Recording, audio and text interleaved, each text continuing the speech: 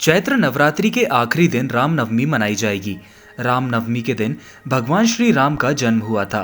हिंदू मान्यताओं के अनुसार चैत्र मास के शुक्ल पक्ष की नवमी तिथि को भगवान श्री राम ने इस धरती पर जन्म लिया था। हर साल इस दिन रामनवमी का त्योहार मनाया जाता है।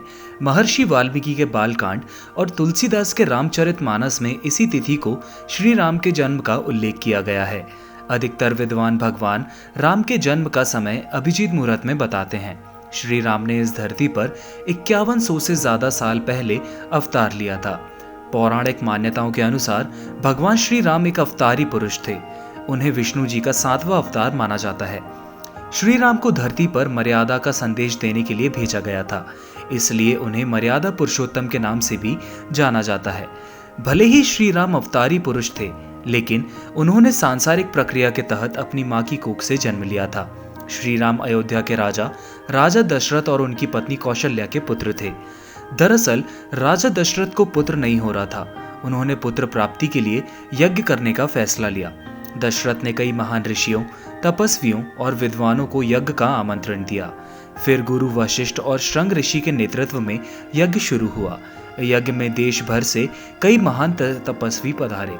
वैदिक मंत्रोच्चार से ये महान यज्ञ संपन्न हुआ। समापन के बाद राजा दशरथ ने सभी तपस्वियों और ब्राह्मणों को भरपूर दान देकर विदा किया। राजा दशरथ ने यज्ञ का प्रसाद अपनी तीनों पत्नियों कौशल्या, सुमित्रा और कैकेयी को दिया। प्रसाद के फलस्वरूप रानी कौशल्या ने गर्भ धारण किया और इस तरह चैत्र शुक्ल नवमी को श्री राम जन्मे। कहते हैं कि शिशु का वर्ण नीला था, चेहरे पर तेज और अत्यंत आकर्षक था। जिस भी व्यक्ति ने उस शिशु को देखा मोहित हो गया। यज्ञ प्रसाद के फल स्वरूप राजा दशरथ की दूसरी रानी सुमित्रा ने 2 और कैकेयी ने 1 पुत्र को जन्म दिया। राजा दशरथ के सभी पुत्र तेजस्वी हुए। इन चारों भाइयों का नाम राम, लक्ष्मण, भरत और शत्रुघ्न रखा गया। कहते हैं कि श्री राम के जन्म के बाद देवताओं ने आसमान से पुष्प वर्षा की थी। अप्सराओं ने नृत्य किया। चारों ओर उल्लास था। समय बीतने के साथ साथ राम अपने तीनों भाइयों से ज्यादा गुणवान होते गए। वे सभी विषयों में पारंगत हो गए, इसलिए तीनों भाई भी उनके बहुत मानते थे। भगवान राम का जन्म इक्ष्वाकु वंश में हुआ था।